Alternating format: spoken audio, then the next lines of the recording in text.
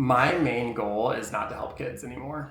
Um, I phrased that incorrectly. My top priority is no longer I have to help kids, and I'll talk to you about it. Today is day 111 of my Practicing Visibility series. I've been a little bit off this past week because I've been posting, not consistently, but I've been posting over the years, and nowhere near as much as I was posting in the beginning when my work first took off. And recently, thanks to this project and thanks to a lot of internal work that I've been doing, it's just gotten really fun to post again, and it's gotten fun to grow, and I can see that happening. But this past week, I had multiple videos go viral.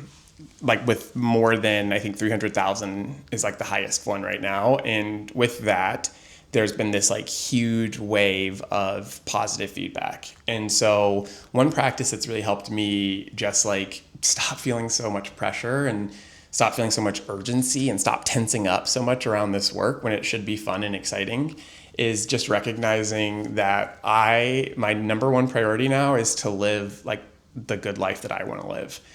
And that does not mean I'm not going to help kids. In fact, part of living that good life is being able to be Dono friend and to help kids. I know that, but it also includes like having a family and having love and having hobbies and going on trips and doing fun things and just existing, right? So when I take the frame or the mindset of my number one priority is to live the life that I want versus I have to help kids, it changes my energy and it changes how I receive things. So this week, I've been getting a lot of positive feedback.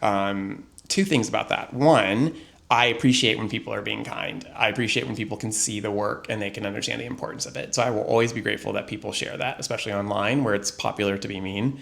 But two, the other thing is like a lot of people are still saying it's me. And they're saying, look what you did for these boys, or look what you did in this space, or you created this space. And it's one of the reasons why I wanted to share it is because I didn't do that much. I'm not saying this to be like, oh, humble or anything like that. I truly did not do that much. I just treated the kids how I treat kids, and I gave them the space to talk about stuff that mattered to them. They are the ones that did the hard work.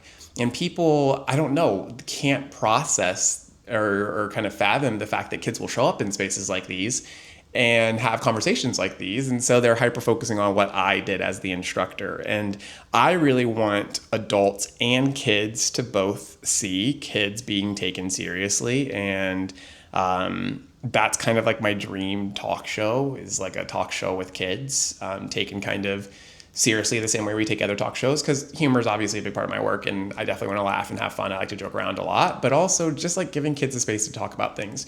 We can't say kids don't have voices if we're not actively trying to listen for them. If we're not actively giving spaces for kids to use their voices, if we then say kids don't care and kids don't have voices, we should be looking at us and say, why are we not seeing more spaces like these? Like even the fact that the video is literally just a conversation that I had with boys. I started it asking about the culture of the school, and then it just became this full-on conversation. People needed it to be an activity.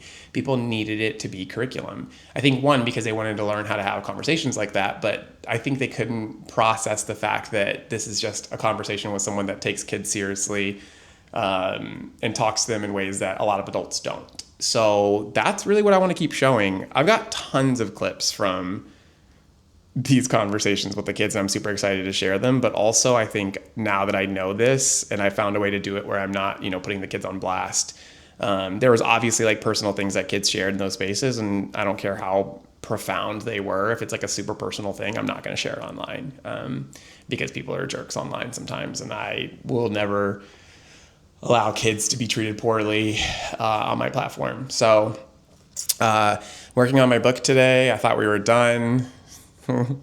Edits take a long time. And I also officially invited the kids to my Better Academy today. So we picked the dates. We've got the yeses from the kids. It is a go. So I'm very excited about that. Yeah, I will see you tomorrow.